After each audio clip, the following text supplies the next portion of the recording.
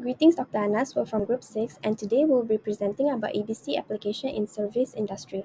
But first, what is ABC? So ABC is the activity-based costing. It is a method that allocates costs to activities based on actual resource consumption. It helps to distinguish value added, which is essential, from non-value added, which is a wasteful activities. This ABC method is used to calculate true cost per service slash unit slash activity. So why ABC in the public sector? It is a traditional costing methods often overgeneralize or misallocate costs. It is a public sector faces unique challenges such as fixed budgets, rising service demands, and accountability pressure. ABC provides transparency in spending, better decision making based on real cost data, and support for resource optimization. So, in Malaysian context, ABC adoption is growing, especially in healthcare and government agencies. So, what is the benefits of ABC adoption for Malaysia? First of all, it promotes financial accountability in government. It also enables data-driven planning in healthcare, infrastructure, and education. It supports sustainability goals by identifying inefficiencies and waste. And last but not least, it encourages performance-based budgeting. So, ABC is not just an accounting tool, it is a strategic decision making system that can transform how Malaysia delivers public services efficiently and transparently. For the first article, we chose ABC in Malaysian public healthcare. The title is Estimation of Cost of Diagnostic Laboratory Services Using Activity-Based Costing for Implementation of Malaysia Diagnosis Related Group in a Teaching Hospital. Let's hop on right onto it. From the first article, the objective is to evaluate the application of ABC in UKM Medical Center to determine accurate cost of diagnostic laboratory services for MyDRG implementation. For the methodology, the research approach is economic evaluation using the ABC system. The data collection is from the patient records from the MyDRG system. It is Integrated Laboratory Management System, which is called ILMS. It is from the hospital medical records and also universe sampling of all diagnostic tests conducted in 2011. The findings in this article has both benefits and challenges. Let's talk about benefits first.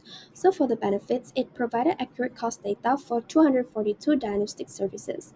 It has identified cost gaps. Only 28.3% of actual costs were being recovered. It also highlighted human resources as the major cost driver, which is up to 89.6%. It also supported better budgeting, resource allocation, and pricing decisions. So, for the challenges, it has incomplete data for equipment maintenance and reagent rentals.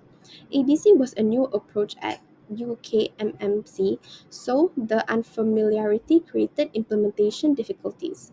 This also results in limited to one hospital, which is broader application requires system-wide readiness. There is also critique in this article, which is UKMMC is conducted in a single teaching hospital, which limits generalizability to other public hospitals. Secondly, it has incomplete data. Some cost components like equipment maintenance and reagent rentals were missing or estimated, affecting accuracy. And also there's new implementations. Staff is unfamiliar with the ABC led to inconsistent data collection and implementation challenges.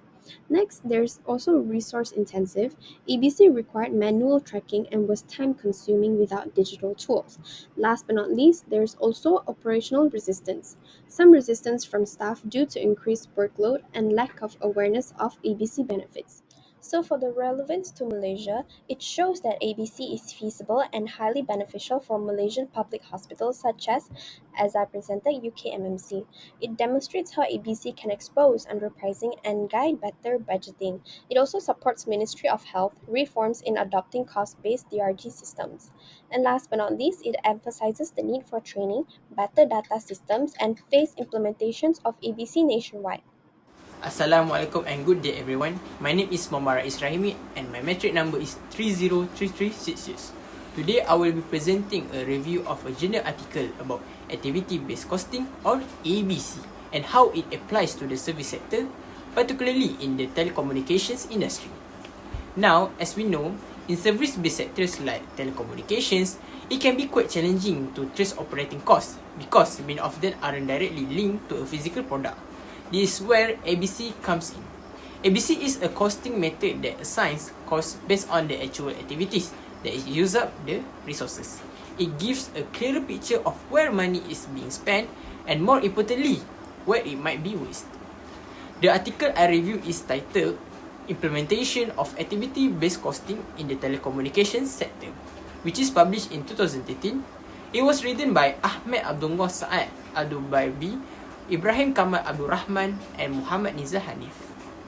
Next, although the study focuses on the telecommunications sector in Malaysia, the success factors and challenges they identified are also very relevant to the service sector. The authors aim to explore how ABC can help organizations manage operational costs more effectively and support better conclusion making. To carry out the study, the researchers used a qualitative approaches. They conducted interviews and case studies with several telecom companies that had implemented ABC. Through this, they were able to gather detailed information about how the system was introduced, how it worked in practice, and what kind of impact it had on cost control and resources use. This method provided valuable real-world insight into both the benefits and the challenges of using ABC. The study highlighted a few important outcomes, which is, first, ABC helped improve cost accuracy by assigning costs more precisely to the actual activities that cost them. This made it easier for companies to identify non-value-added activities, reduce unnecessary work, and streamline their process.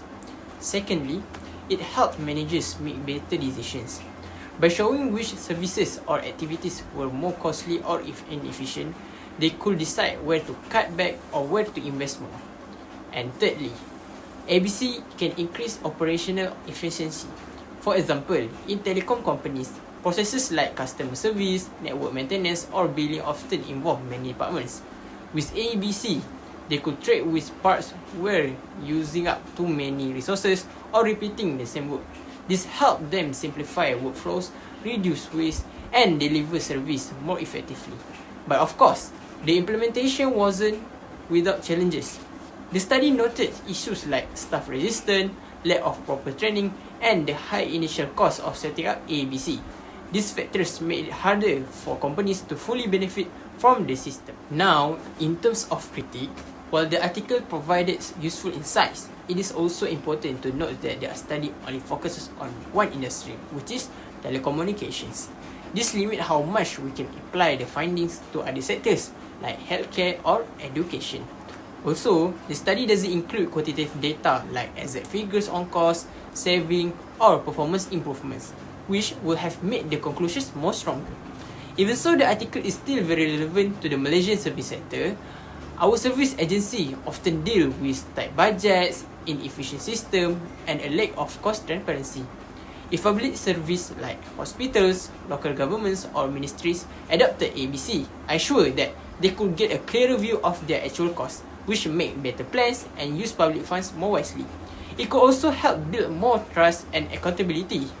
Therefore, in conclusion, this article shows that activity-based costing or ABC is more than just a tool for private companies.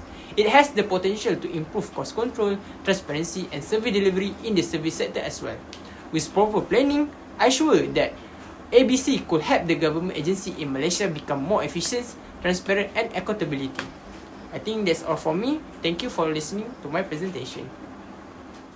Good day everyone, my name is Iskandar Haika bin Rosli, number metric 303361, and today I would like to present about the application of activity-based costing or ABC in Malaysian public universities based on the journal article named Activity-Based Costing ABC in Malaysian Public Universities Preliminary Assessment of ABC Implementation by Muslim Harsani Muhammad 2016. Let's start with the objective.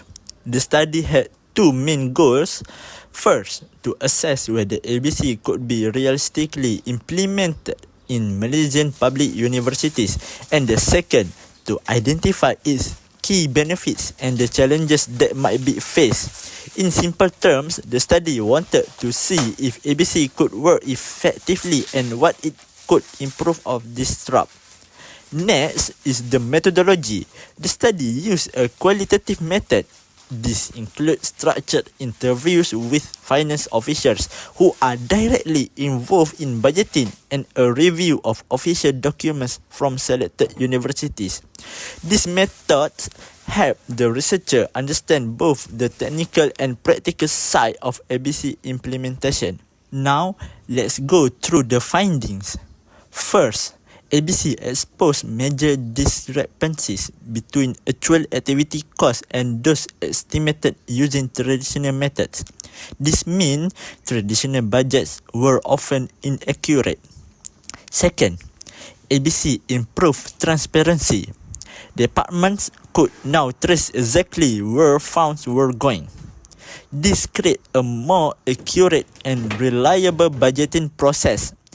And third, it strengthened accountability.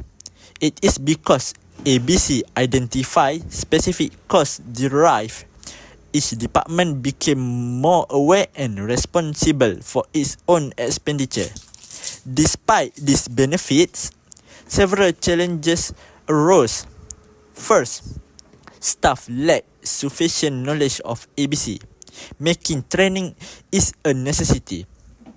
Next, there was resistance to change, which is some people were reluctant to move away from familiar system.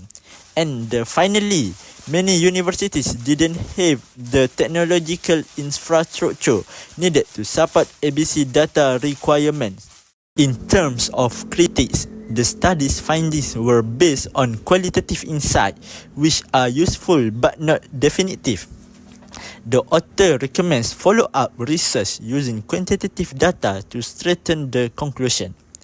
And under relevance, two success factors were noted, which is proper training for staff and phased implementation.